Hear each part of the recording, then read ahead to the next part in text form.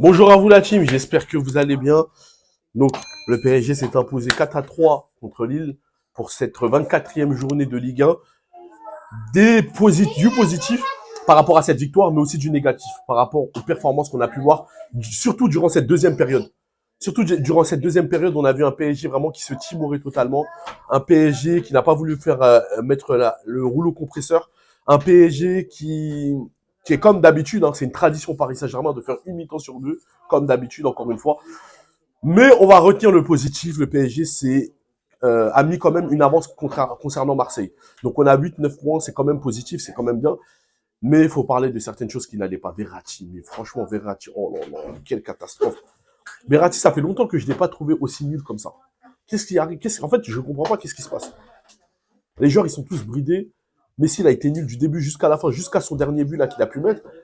Une équipe vraiment qui manquait de cohésion. Nuno Mendes qui est sorti sur blessure. Neymar qui est blessé.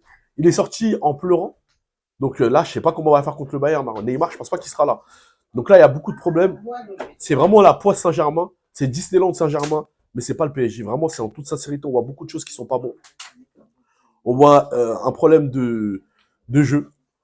Sauf en première mi-temps où j'ai trouvé qu'il y avait une diversité. On jouait sur les côtés, on jouait dans l'axe. Ça permutait bien. Fabien Ruiz, j'ai trouvé plutôt intéressant. Mais il y a des joueurs qui se cachent. Il y a des joueurs qui se cachent. Neymar, qui a fait une très bonne mi-temps après qui a été blessé à la deuxième par un contact par Benjamin André. Mais franchement, les gars, c'est une honte. C'est une honte quand même. Malgré tout, comment on peut recevoir 3 buts? Notre défense, je pense, est-ce que c'est pas la pire d'Europe?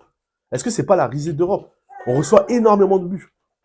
Et ça, tout ça, le temps m'a donné raison, les gars. Tout ça, je l'avais dit depuis très longtemps en amont. J'en avais parlé. J'avais dit certaines choses. Je sais pas si vous vous en rappelez pour ceux qui me suivent depuis très très longtemps. J'avais parlé de certaines choses par rapport au jeu, par rapport à l'effectif, par rapport à un manque de complémentarité, par rapport à des profils qu'on n'a pas pris. Maintenant, regardez les conséquences. Regardez les conséquences. Oui, le PSG a gagné. Oui, le PSG a mis 4-3. Mais vous êtes satisfait de ce qu'on a vu là? Vous êtes vraiment satisfait de ce qu'on voit? Vous êtes content? Mais dites-le moi, vous êtes vraiment content? Moi, j'attends que vous me dites dans les commentaires. Et ceux qui sont pas contents, on va faire un débat tout à l'heure, un live sur TikTok. On va essayer d'interagir avec vous. D'ailleurs, n'hésitez pas à vous abonner. Tous les liens sont dans ma description. Mais place à la deuxième mi-temps. Donc une deuxième mi-temps, on a trouvé un PSG qui a levé le pied, un PSG qui n'a pas voulu essayer de respecter cette équipe de Lille, un PSG qui n'a pas voulu essayer de se fatiguer davantage. Maintenant, les joueurs, ils restent sur un confort, ils restent sur des acquis. C'est toujours la même chose en fait. C'est toujours pareil. Et à un moment, je pense que les supporters, ils ont une part de responsabilité. Parce que quand on parlait de certaines choses depuis très très longtemps et qu'il y avait des supporters parisiens qui étaient là et qui n'ont pas ouvert leur bouche, maintenant regardez les conséquences. Et je pense que pour moi, il faudra faire une révolution. Vraiment. Une révolution de 1789. Pour moi, je vois pas d'autre solution. Il faut qu'au PSG, il faut qu'on fasse une manifestation au parc. Vraiment. En toute sincérité. Et moi, vraiment, c'est une honte. C'est une honte. Donc, moi, pour moi, la conclusion de tout ça, je pense que Galtier et Campos, ils n'ont plus rien à faire au Paris Saint-Germain. Je pense qu'ils n'ont plus rien à faire. Certains vont me dire, oui, c'est toujours le problème des coachs, c'est le problème de je ne sais pas qui. Ça s'est passé dans beaucoup de clubs. Le Real, ils ont viré des Capello, ils ont viré des Pellegrini, des Ancelotti en 2014. Ils ont viré... Non, mais les gars, faut arrêter. À un moment, Galtier, c'est un coach qui est défensif. Et ça, on l'a dit depuis très longtemps. Il va pas utiliser les joueurs comme il se doit. On l'avait cité depuis très longtemps. Parce que là, pour moi, si les supporters parisiens que je vais entendre sur Twitter et sur TikTok, ils vont me dire, ah, bon, on va retenir que la victoire. On va retenir que la victoire. En fait, vous n'avez pas d'ambition. Moi, pour moi, c'est que vous n'avez pas d'ambition. Vous n'êtes pas exigeant vis-à-vis de votre club. Et ça, vous avez une part de responsabilité. Parce qu'il ne faut pas vous contenter juste des miettes que le PSG nous donne. C'est pas normal. Avec tout la masse salariale qu'on a, 712 millions d'euros, on est la masse salariale la plus élevée d'Europe. On est la risée d'Europe. C'est une grosse honte, ce qu'on a vu là. C'est vraiment une honte. Vraiment. En toute sincérité. Et moi, je pense qu'il faudra commencer à dégraisser cette masse salariale parce que c'est quand même énorme. Parce que ça ne reflète pas ce qu'on voit sur le terrain. Ça ne reflète pas, les gars. Ça ne reflète pas ce qu'on voit sur le terrain. Et moi, vraiment, comment vous dire ça? C'est un goût amer. C'est un goût amer. Voire même un constat amer. C'est vraiment une honte.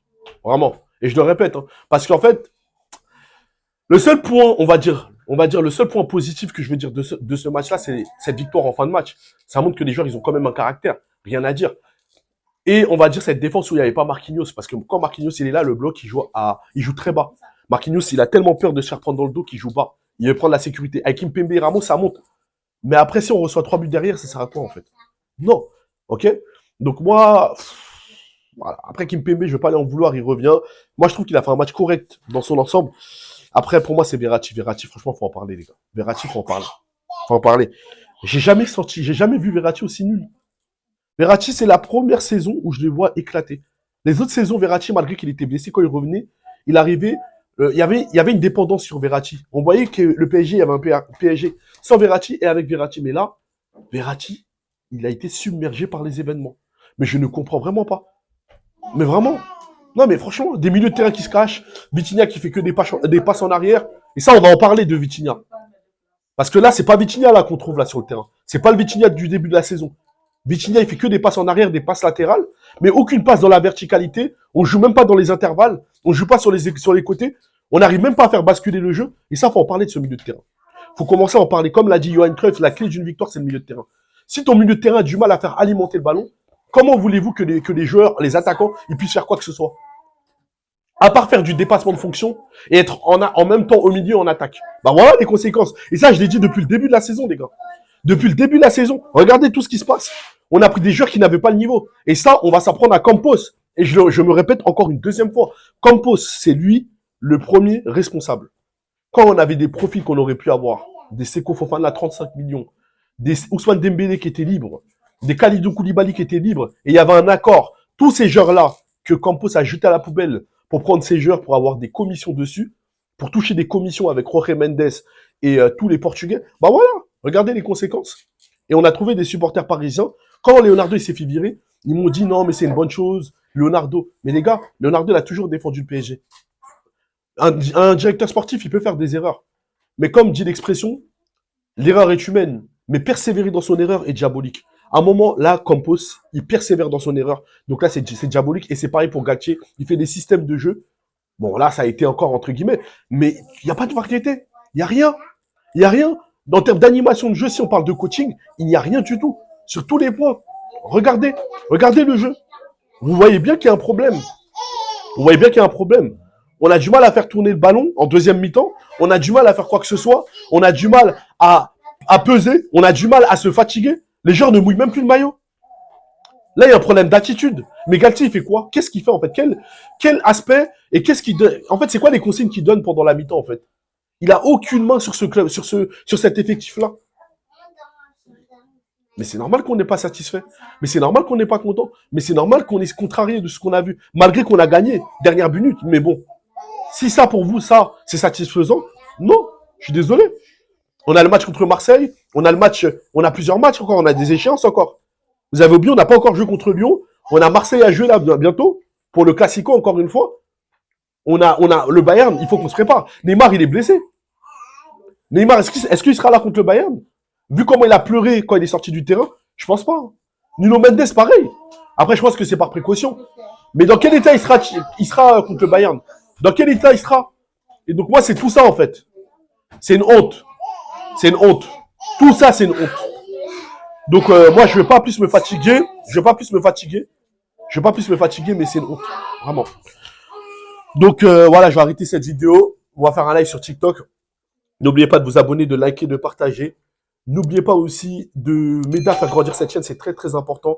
Il faut qu'on atteigne la barre des 4000 abonnés. Sur TikTok, pareil, on doit atteindre la barre des 7000 abonnés. Et sur Instagram, la barre des 1000 abonnés. Je compte sur vous. S'il vous plaît, voilà, jouez le jeu. Ça va être très important. Et on va faire un live tout de suite sur TikTok. Place tout de suite